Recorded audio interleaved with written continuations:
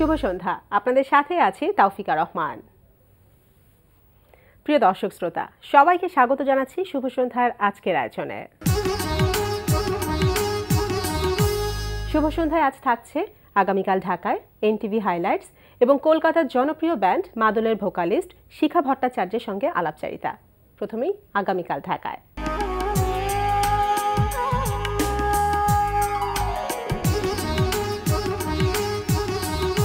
আগামীকাল ঢাকায় শুরুতেই জানিয়ে দিচ্ছি সঙ্গীত উৎসবের সময়সূচি। ঢাকার আর্মি স্টেডিয়ামে অনুষ্ঠিত হচ্ছে বেঙ্গল উচ্চাঙ্গ সঙ্গীত উৎসব 2016। প্রতিদিন সন্ধ্যা 7টা থেকে ভোর 5টা পর্যন্ত এই সময় উৎসব চলবে 28 নভেম্বর পর্যন্ত। এবার জানিয়ে দিচ্ছে চলতে থাকা চিত্রকলা প্রদর্শনীর সময়সূচি। ধানমন্ডির শিল্পাঙ্কন গ্যালারিতে প্রদর্শিত হচ্ছে শিল্পী সালাউদ্দিন আহমেদের একক চিত্রকলা প্রদর্শনী আরবান সাইট। প্রতিদিন দুপুর 12টা থেকে রাত 8টা এই সময় প্রদর্শনী চলবে 3 ডিসেম্বর পর্যন্ত। আলিয়াস প্রসেসের লা গ্যালারি ও গ্যালারি জুমে প্রদর্শিত হচ্ছে শিল্পী মোহাম্মদ আব্দুল গাফফার বাবুর একক চিত্রকলা প্রদর্শনী সময়ের ছাপ। প্রদর্শনী চলবে 29 নভেম্বর পর্যন্ত। ইতালির শিল্পী তার শীতর শিল্পকর্ম নিয়ে শাহবাগ জাতীয় জাদুঘরের নলিনীকান্ত ভট্টশালী গ্যালারিতে প্রদর্শিত হচ্ছে ইতালীয় শিল্পকর্ম প্রদর্শনী। প্রদর্শনী চলবে 30 নভেম্বর পর্যন্ত। এবার এনটিভি হাইলাইটস।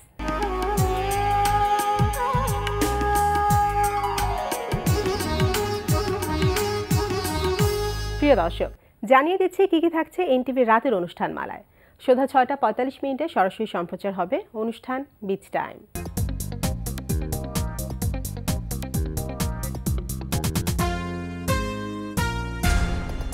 রাত 8টা 20 মিনিটে থাকছে এজাজ মুন্নার রচনা ও পরিচালনায় ধারাবাহিক নাটক আস্থা। ধরো আরিশমা তোমাদের বাড়িতে বেড়াতে গেল, তোমার আম্মু তাকে দেখে পছন্দ করলেন, তো তুমি কি তখন তাকে বিয়ে করবে? হ্যাঁ। এই না বললা যে তোমাদের মধ্যে কোনো সম্পর্ক নাই? সম্পর্ক নেই কে বললো? আছে তো। আরে সেটা তো মানবিক সম্পর্ক। আর সেই মানবিক সম্পর্কের ধোয়া তুলে তোমরা যে কি বোঝাতে চাইছো সেটা আমি বুঝতে পারছি না। রাত 9টায় প্রচার হবে হাসান ইউসুফ খানের প্রযোজনায় কমেডি প্রতিযোগিতামূলক অনুষ্ঠান হাস্য। আমার এবং আকিয়াপুর মধ্যে মিল কোথায়? দুজনেরই বড় বড় নখ আছে। রাত 11:30টায় রয়েছে সাইদ রিঙ্কুর পরিচালনায় একক নাটক পিঞ্জরে বসিয়া সুখসারি।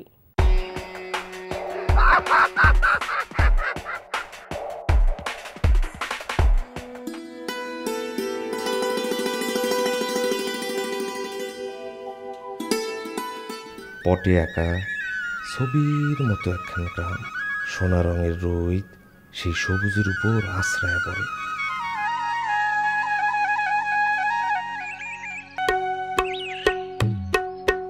এই ছিল এনটিভির অনুষ্ঠান মালার হাইলাইটস। এরপর আসছি আলাপচারিতায়।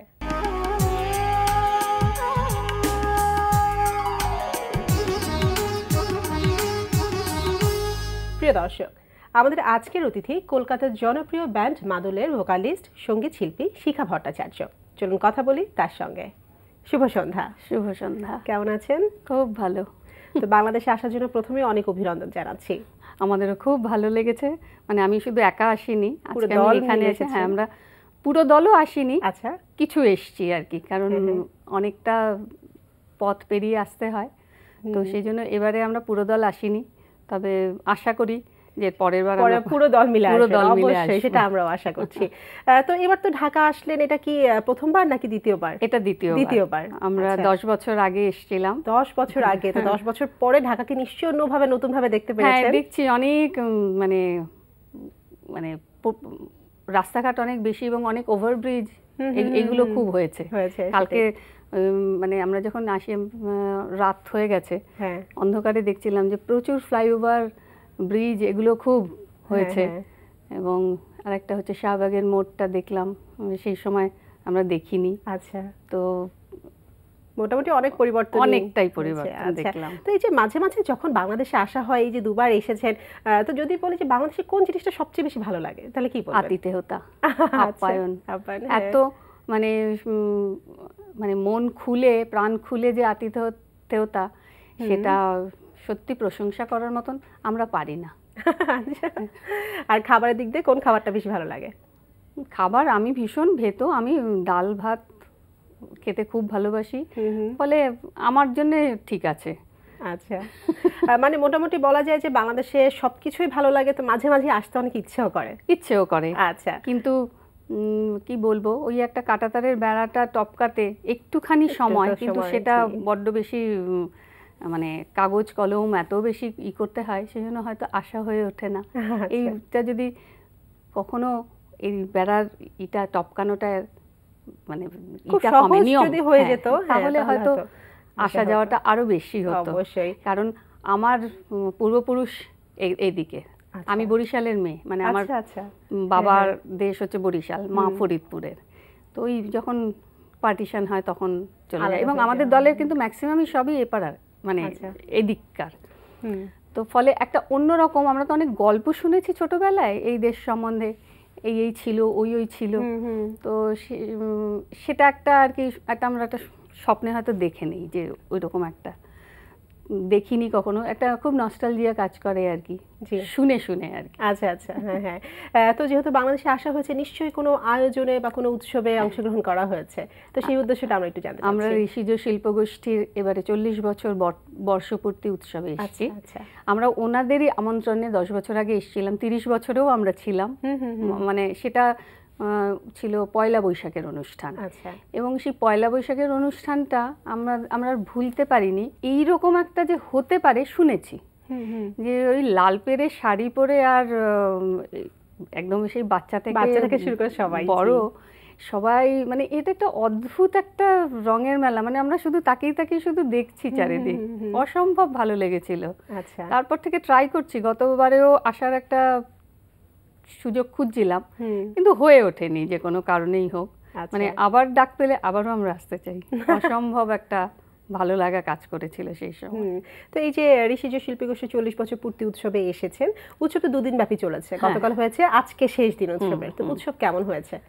খুব সুন্দর, মানে ওনারা ভীষণ, ফকির আলমগীর সাহেব এবং তার ভাই সিরাজ সাহেব ওনারা খুব সুন্দর অ্যারেঞ্জ করেছে।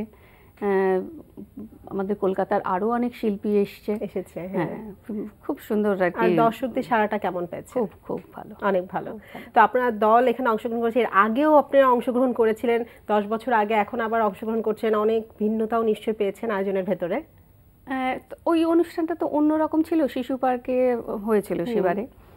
পয়লা বৈশাখের অনুষ্ঠান আর এই অনুষ্ঠানটার মধ্যে একটু ফারাক আছে, মানে পয়লা বৈশাখটা মনে হচ্ছে যেন সবার উৎসব, আর ঋষিজ এই উৎসবটাও সবারই উৎসব, কিন্তু অনেকে অনেক রকম ভাবে, তখন দুটো উৎসব একসাথে ছিল আর কি বলা যায়, এখন একটা উৎসব।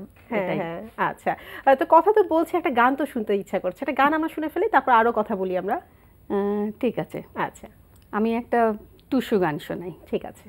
টুসু হচ্ছে পৌষ মাসে একটা টুসু ব্রত হয়, সেখানে কুমারী মেয়েরাই মূলত এই গান, মানে এই পুজোর মূল উপাচারই হচ্ছে গান, গান গেয়ে গেয়ে আর কি তারা পুজো করে। ঠিক আছে, আমরা শুনি তাহলে সেটা। মকর পরবে মদনা ছোরা ধামসা বাজাইছে, মকর পরবে মদনা ছোড়া ধামসা বাজাইছে, টুসু ছুরি ধামসার বুলে, টুসু ছুরি ধামসার বুলে, দেখো কি মন লাচিছে, মকর পরবে মদনা ছোরা ধামসা বাজাইছে। বাহ, খুব জানতে ইচ্ছা করছে ভাষাটা কিসের? ভাষাটা রাঢ় অঞ্চলের, এটা হচ্ছে বীরভূম, পুরুলিয়া, বাঁকুড়া এই অঞ্চলের ভাষা এটা। আচ্ছা, রাঢ় অঞ্চলের ভাষা বলে। তো এই যে আপনাদের দল যেটা হচ্ছে মা দল, হ্যাঁ, তো এই মা দলের আসলে আপনার জন্মটা কবে হয়েছিল, কিভাবে হয়েছিল সেটা একটু শুনি। খুব, মানে আমরা খুব পরিকল্পনা করে, যে অনেক দিন ধরে পরিকল্পনা করেছি সেরকম না। তখন আমাদের কলকাতায় 3টে ছেলেদের ব্যান্ড, ও একেবারে পারফর্ম করছে, আমরাও দেখছি। তারপরেই মনে হলো যে একটা মেয়েদের দলও তো হতে পারে। আর আমার পড়াশোনা রবীন্দ্রভারতীর থেকে, আমি ফোক সং নিয়েই পাশ করি। তো তখন দেখেছি যে অনেক গান আছে যে সেটা মেয়েরা মিলেই করে, দলবদ্ধ হয়ে করে। তো সেটা মাথায় নিয়েই আর কি হলো যে আমরা এভাবে দলটা করতে পারি। মেয়েদের আচার পরব, সুখ দুঃখ নিয়ে যে গান, সেই গানগুলো মূলত আমরা সেটা করি। এবার লোকসঙ্গীত গাইবো, একটা লালন গাইবো না, সেটা তো হয় না। জি অবশ্যই। পাঞ্জুসা গাইবো না, সেটা তো হয় না। হ্যাঁ শেখ ভানুর গান গাইবো হয় না, তো সেই সব নিয়েই আর কি আমরা চলছি। মূলত কত সালে প্রথম যখন 2002 এর একদম শেষে, আচ্ছা নভেম্বরে আমরা শুরু করি। আমরা জানুয়ারিতে প্রথম একটা শো পাই, সেটা 3টে গান করার, মানে তখন আমাদের রিহার্সাল করে যে গান তার সংখ্যা 5টা। আচ্ছা, 3টে গান নাই, চলো তাহলে এটাই হতে পারে বলে ওই শুরু আমাদের। আর তারপরে ট্র্যাডিশনাল গান নিয়েই আমরা মূলত কাজটা করি। তো ভাবলাম যে এইরকম সময় ট্র্যাডিশনাল গান যদি কেউ না নেয় তো ঠিক আছে, আমরা করব, আমরাই শুনবো। কিন্তু আজকে শ্রোতা আমাদের নিয়েছে বলে আমরা আজকে 15 বছর টিকে আছি। হ্যাঁ হ্যাঁ। তো তখনও যে বললেন ছেলেদের দলই ছিল, ব্যান্ড দল ছিল 3টার মতো, 2-3টার মতো, তো আপনারা প্রথম তখন মেয়েদের ব্যান্ড দল ছিল একটা, তখন তাহলে সারাটা কেমন পেয়েছিলেন? মানে শুরুর থেকে। হ্যাঁ আচ্ছা। এবং আরেকটা ভালো লাগার জায়গা, আমাদের দেখে প্রচুর মেয়েদের দল হয়েছে। আচ্ছা, হ্যাঁ হ্যাঁ হ্যাঁ। কেউ টিকে আছে, কেউ টিকে নেই। হ্যাঁ, কিন্তু এখনো দল হচ্ছে, সেটাও কিন্তু এই মাদলকে দেখে আর কি অনেকেই আর কি এগিয়ে আসছে। আচ্ছা, তো যেহেতু মেয়েদেরই সম্পূর্ণ দলটা করেছেন, নামটা মাদল এটা কেন রাখা হয়েছে? মাদল যেহেতু আমাদের লোকসঙ্গীত বিষয়টা, সেই জন্য মাদল নামটা দেওয়া। আর একটা হচ্ছে দীনেন্দার কথা বললাম, দীনেন্দ্রনাথ চৌধুরী, উনি আমাদের মানে শুরুর থেকেই আর কি দলের সঙ্গে উনি অসম্ভব আর কি বলছেন, খুব ভালো একটা মেয়েদের দল হয়েছে, খুব ভালো করেছো তোমরা। তো উনি বললেন, বাহ, মাদল নামটা ভীষণ ভালো হয়েছে, আর মাদলকে যদি মা এবং দল একটু ভাগ করে দাও তাহলে মা দলও হয়, যেহেতু তোমরা মেয়েরা গান গাইছো, মা তো মেয়েরই পরিপূরক। সেই তখন বললাম হ্যাঁ সত্যি তো, এটা সেই জন্য মাদল এবং মা দল আমরা দুটোই। কেউ যখন মানে জিজ্ঞেস করে মাদল না মা দল, আমরা দুটোই। আচ্ছা আচ্ছা। তো মাদলের শুরুটা মনে হয় 2002 এর শেষে। হ্যাঁ, তো এখন পর্যন্ত যে লম্বা পথ চলা চলছে, তো সেক্ষেত্রে যদি বলি উল্লেখযোগ্য কি কি আপনারা কোন কনসার্ট করেছেন বা কোথায় কোথায় অংশগ্রহণ করা হয়েছে কাজগুলো? আমরা অংশগ্রহণ করেছি তো দেশের মধ্যে বিভিন্ন জায়গায় অংশগ্রহণ করি, বম্বে, দিল্লি, হায়দ্রাবাদ, তারপরে গৌহাটি, ত্রিপুরা। দেশের বাইরে যাওয়া হয়েছে? দেশের বাইরে বলতে বাংলাদেশ এসেছি। আচ্ছা আচ্ছা আচ্ছা। আর এখন অবধি হয়নি, যেটা হওয়ার জন্য আমাদের দলটা একটু বড়। আচ্ছা, মাদল কতজন আছে সেটা শুনি। আমরা 5 জন গাই এবং 5 জন আমাদের মিউজিশিয়ান, কিন্তু আমাদের মিউজিশিয়ানরা কিন্তু সবাই ছেলে। আচ্ছা, আমাদের সঙ্গে কিন্তু সেই বিবাদ নেই, কারণ আমরা একসঙ্গেই চলতে ভালোবাসি। আচ্ছা, তো 5 জন, এই 10 জন একটু যাওয়াটা একটু মুশকিল হয়েছে অবশ্যই। তো এখন বললেন আপনাদেরকে দেখে দেখে অনেক এরকম মেয়েদের দল কিন্তু আছে, অনেক ব্যান্ড দল এখন আছে। যদি বলে এই মাদলের বিশেষত্বটা কি, স্পেশালিটিটা কি, কোন দিক দিয়ে আপনারা ভিন্ন, তাহলে কি বলবেন? ওই প্রথম মেয়েদের দল, মেয়েরা গাইছি এবং একদম ট্র্যাডিশনাল গান নিয়ে শ্রোতার মন জয় করছি, এটাই। আচ্ছা, অবশ্যই, মানে গায়কের ক্ষেত্রেও কিছু ভিন্নতা আছে। অবশ্যই, আমরা আসলে যেটা করি, খুব চেষ্টা করি যে অঞ্চলের গান সেই অঞ্চলের ইন্টোনেশনটাকে বজায় রাখার। কারণ এই যেটা বললাম, রাড়ের ভাষা একরকম, ওদিকে আপনি নর্থ বেঙ্গল যাবেন তার ইন্টোনেশন আলাদা, আবার এদিকে সিলেট, কুমিল্লা, মানে এদের সবটাই কিন্তু ইন্টোনেশনগুলো আলাদা আলাদা। এক বাংলাদেশে বিভিন্ন জায়গায় বিভিন্ন রকম গান হচ্ছে, চট্টগ্রামে একরকম।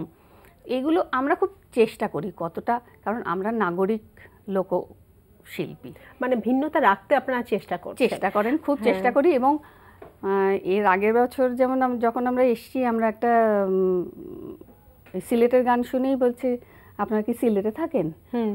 না, সিলেটে না, আমরা কলকাতায় থাকি। বলছে আপনাদের ভাষা শুনে মনে হচ্ছিল আপনারা সিলেটে থাকেন। হ্যাঁ, সেটাই, মানে অন্য দেশের ভাষার গান করাটাও তো অনেক বড় ব্যাপার। আচ্ছা, এইটা একটা চেষ্টা করি আমরা, কারণ সব গানই যদি একই রকম গাই তাহলে তার বিশেষত্বটা তো থাকে না। ভাওয়াইয়া ভাওয়াইয়ার মতন হবে, গোয়ালপাড়িয়া গোয়ালপাড়িয়ার মতন হবে, সেই বজায় রাখাটা আমরা এখনো চেষ্টা করি। আচ্ছা, কতটা পারি সেটা শ্রোতা বলবে। তো এই যে গানগুলো করছেন, তো সেক্ষেত্রে এই গানগুলোকে আপনাদের মাদলের পক্ষ থেকে মৌলিক গানই বেশি করে যাচ্ছেন, নাকি আপনারা লোকসঙ্গীত, ভাটিয়ালি এইসব গান করছেন? না, আমরা গান যেগুলো, আমরা ট্র্যাডিশনাল গান, ট্র্যাডিশনাল ফর্মটা মনে হয়েছে যে ট্র্যাডিশনটা একটু থাকা দরকার। আমরা গানটা ঠিক রাখি। আচ্ছা, হ্যাঁ, আধুনিক আমরা তো যত করছি আমাকে যুগের সঙ্গে তাল মেলাতেই হবে। জি, তো যুগের সঙ্গে তাল মেলাতে গিয়ে আমি হয়তো মিউজিক অ্যারেঞ্জমেন্টে কিছু আধুনিকতার ছোঁয়া রাখি, কিন্তু আমি গানটাকে নষ্ট না করে। তো গানটা আমার মনে হয়েছে যে ভবিষ্যৎ প্রজন্ম একটু আসলটা জানুক, হ্যাঁ, সেই উদ্দেশ্য হয়তো এটা আমাদের একটা আছে যে আসলটা শুনুক। অনেকেই অনেক রকমভাবে কাজ করছে, আমি কোনো কাজের সমালোচনা করছি না, কিন্তু আমাদের এটা মনে হয় মানে আপনাদের একটা ধারা আছে, সেই ধারা অনুযায়ী আপনারা কাজ করে যাচ্ছেন। আমরা কিছু আমরা দুটো গান এর মধ্যে লেখা গান আমরা করেছি। অর্ণাশীল এবং শ্রীকান্ত আচার্য আছে, আপনি নাম শুনবেন, কলকাতার শিল্পী শ্রীকান্ত আচার্য, স্ত্রী হচ্ছে অর্ণাশীল। ও আমাদের জন্য দুটো গান লিখে দিয়েছিল। একটা লিখে দিয়েছিল পণ প্রথার বিরুদ্ধে আর কি, মেয়েদেরই সরব হওয়া উচিত, আচ্ছা ওইটা। আর একটা লিখে দিয়েছিল যে মেয়েরা ছেঁড়া কাঁথায় শুয়েও এই সংসারটাকে স্বপ্ন দেখায়, সেটা। খুব সুন্দর দুটো গান। আমরা লেখা গান যদি বলেন ওই দুটোই করেছি, আর তা নাহলে সবটাই আমাদের, আমরা একটু ট্র্যাডিশনাল গানই রেখেছেন। আচ্ছা, তো কথা বলতে তো অনেক ভালো লাগছিল, সময় থাকলে আরো অনেক বিষয় নিয়ে আসলে গল্প করতে পারতাম, কিন্তু সময় একেবারে শেষ পর্যায়ে আমরা চলে এসেছি। তো সব শেষে আর একটা গান আমরা শুনতে চাচ্ছি, কোন গানটা শুনবো? তাহলে ওইটাই শোনাই, অর্ণাশীলের লেখা যে গানটা, হ্যাঁ, আর শ্রীকান্ত আচার্যের সুরে ওইটা। ঠিক আছে, আমরা শুনি সেটা। নুন মাখানো পান্তা ভাতে, সবজি বোনা শক্ত হাতে, সোহাগ চাদর মুড়ি, আমরা হব চাঁদ সোহাগী চরকা কাটা বুড়ি, আমরা হব চাঁদ সোহাগী চরকা কাটা বুড়ি। বাহ, চমৎকার। তো বাংলাদেশে আসার জন্য আবারও অনেক অনেক অভিনন্দন, এবং শুভ সন্ধ্যা আসার জন্য অনেক অনেক ধন্যবাদ। আমাদেরও স্টুডিওর সবাইকে অনেক ভালোবাসা আমাদের মাদলের তরফ থেকে, এবং আমরা আশা করব এরপরে যেন আমরা মাদলের পুরো টিম এসে এখানে বসতে পারি।